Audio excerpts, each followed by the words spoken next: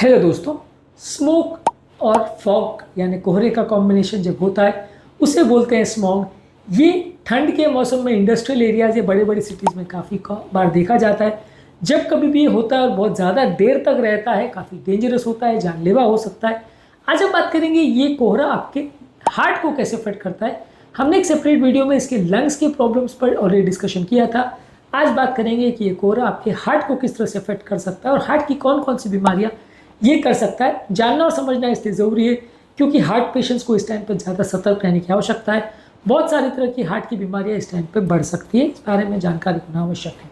Topic पर जाने से पहले जो लोग हमारे चैनल पर नए हैं उन्हें रिक्वेस्ट करूँगा कि चैनल को सब्सक्राइब करें, वीडियोज़ को लाइक करें, शेयर करें, फॉलो करें, कमेंट करें, पूरा देखें। टॉपिक इंपॉर्टेंट है, आपको किसी भी और चैनल पर नहीं मिलेगा, इसलिए एंड तक देखिएगा। चलिए शुरू करते हैं इंपॉर्टेंट वीडियो। सबसे पहला, ऐसे टाइम पर घर पर बहुत ज़्यादा धुआं या बहुत ज़्यादा कोहरा होने की वजह से ये स्मॉग का जो पार्टिकुलेट मैटर है आपकी ब्लड स्ट्रीम में चला जाता है, जिससे ब्लड में इन्फ्लेमेशन, सूजन बढ़ती है, ब्लड के क्लॉट बनने की टेंडेंसी बढ़ती है, आर्टेरियल ब्लॉकेज की टेंडेंसी बढ़ती है, हार्ट अटैक का लकवे का चांस कई गुना बढ़ जाता है। इसके लक्षण में जाता है सांस फूलना, घबराहट होना, बेचैनी होना, कमजोरी लगना, धड़कन बढ़ जाना, इस तरह के लक्षण हो सकते हैं।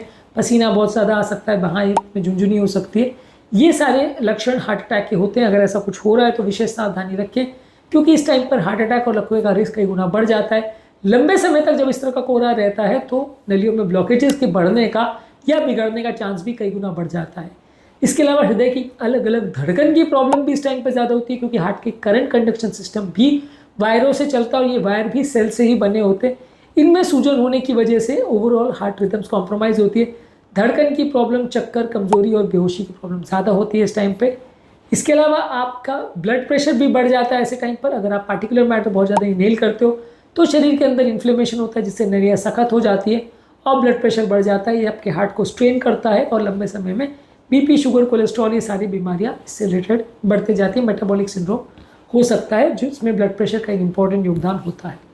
इसके अलावा ब्रेन से संबंधित सारी प्रॉब्लम्स भी बढ़ जाती है। ब्रेन में इन्फ्लेमेशन बढ़ता है, जिससे ब्रेन की नलियों में भी क्लॉट हो सकता है। अगर ब्रेन की नली में क्लॉट होता है तो वहाँ पे भी लकवा सकता है, जिसमें आपको थोड़ा सुनपना महसूस होता है, कमजोरी हो सकती है, कन्फ्यूजन हो सकता है, बोलने में तकलीफ आ सकती है। इस तरह का कोई भी लक्षण अगर आपको हो रहा है तो ये लकवे की तरफ पॉइंट करेगा और इस तरह की चीज़ों में आपको तुरंत ट्रीटमेंट की आवश्यकता है। इसके अलावा किसी व्यक्ति का अगर कोई ब्लॉकेज पहले से है तो उसके सिम्टम्स बढ़ सकते हैं, क्योंकि आपको प्रॉपर हवा नहीं मिल पा रही है तो आपके हार्ट और लंग्स को ज़्यादा काम करना पड़ता है, ब्लड रिक्वायरमेंट बढ़ जाती है। तो ऐसे समय में चलने फिरने में, छाती में दर्द होना, घबराहट, बेचैनी होना, इस तरह के लक्षण ज़्यादा हो सकते हैं। नलियों में सूजन और क्लॉटिंग की वजह से ऐसा देखने को मिल सकता है।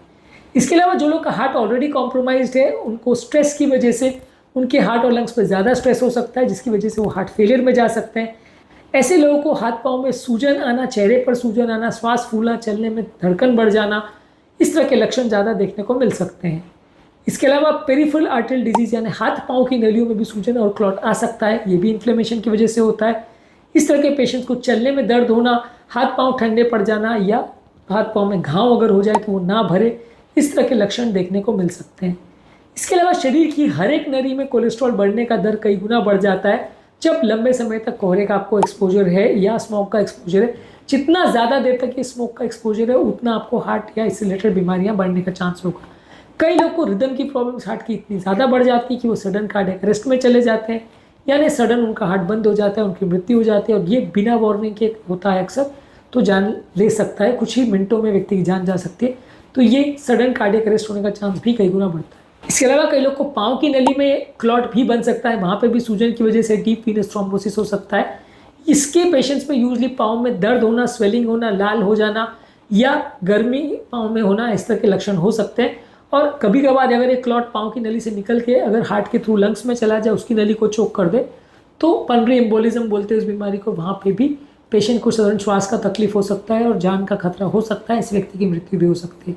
तो ज़्यादातर ये तरह के क्लॉटिंग है जो हार्ट में, ब्रेन में, पाँव में, सारी नलियों में आपको देखने को मिल सकते हैं। स्मोक के दौरान ये सारे प्रॉब्लम ज़्यादा होते हैं। इसके अलावा रिदम की प्रॉब्लम्स, कार्डियक अरेस्ट और पहले के एग्जिस्टिंग ब्लॉकेजेस के बढ़ने और बिगड़ने के चांसेस कई गुना बढ़ जाते हैं जब वातावरण में कोहरा होता है, क्योंकि ये आपकी हेल्थ को कॉम्प्रोमाइज़ करता है। ज़्यादातर इस तरह की प्रॉब्लम्स होने का ज़्यादा रिस्क उम्र दराज लोगों को होता है। पहले से जिनको हार्ट का या लंग्स का प्रॉब्लम होता है उनको ज़्यादा होता है। जो लोग स्मोकिंग करते हैं उन्हें होता है, और अगर किसी व्यक्ति को डायबिटीज़ या मोटापे का प्रॉब्लम है तो उनको ये सब प्रॉब्लम्स होने का चांस ज़्यादा है।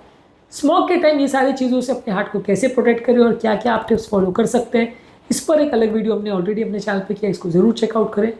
उम्मीद करूँगा कि आज के टॉपिक में कुछ नई बातें जानने को मिली होगी। जो लोग हमारे चैनल पर नए हैं उन्हें रिक्वेस्ट करूँगा कि चैनल को सब्सक्राइब करें, वीडियोज़ को लाइक करें, शेयर करें, फॉलो करें, कमेंट करें, पूरा देखें।